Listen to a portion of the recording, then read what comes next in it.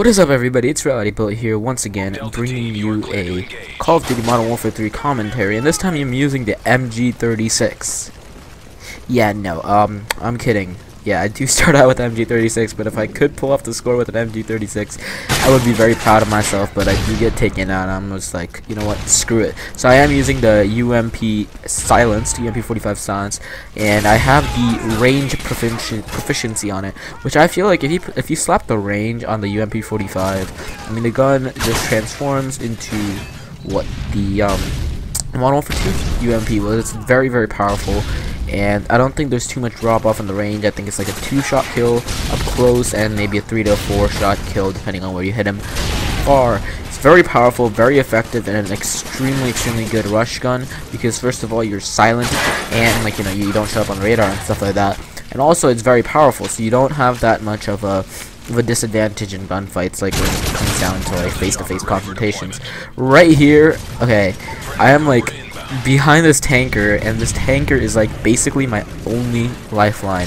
It is the only thing that is keeping me alive right here, just because like you'll see, like I will pop out of this tanker, behind this tanker, and I'll take out so many people, and this thing just saves me. Like look at that triple feed. I just go ballistic behind this tanker. But the Scar is another very good gun, but that's not what this commentary is about. This commentary is about the UMP-45.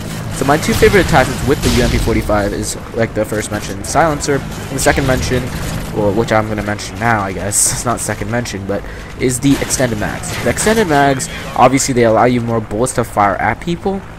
Basically means you're less at a chance of getting caught with your pants down while you're, say, reloading or something like that. So you have more of a chance to you have more time to prepare for your enemy and take them down before they take you down. Right here I do get my Pavla, and once you get the Pavla, it's game over. Pavla, well, basically once you get the Pavla, it equals the Osprey gunner, and everybody knows what happens when the Osprey gunner is in the air. I mean, bad things happen to the enemy team. But yeah, so the UMP-45. So if you are using a silencer, you do want to use range to keep the drop off from affecting you too much. I mean, you still have a drop off, but I think it's at a farther away distance rather than from like most submachine guns pretty close to you.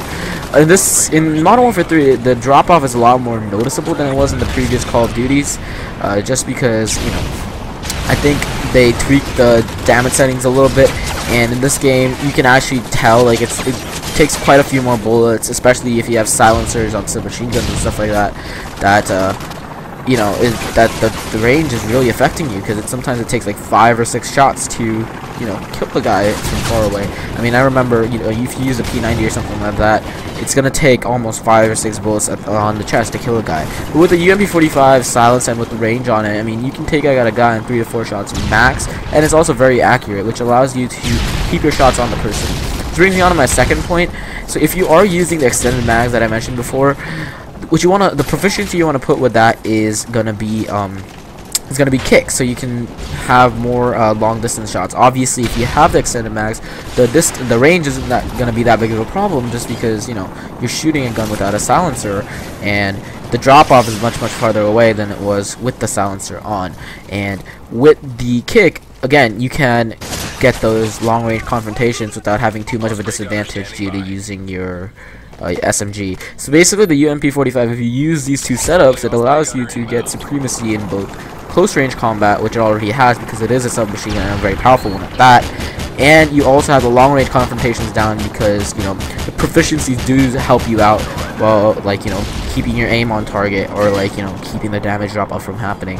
All in all, I think the UMP-45 is probably my favorite gun from the submachine gun category, and I also think it is the best gun from the submachine gun category, so it's both fun to use and it's a great gun in general.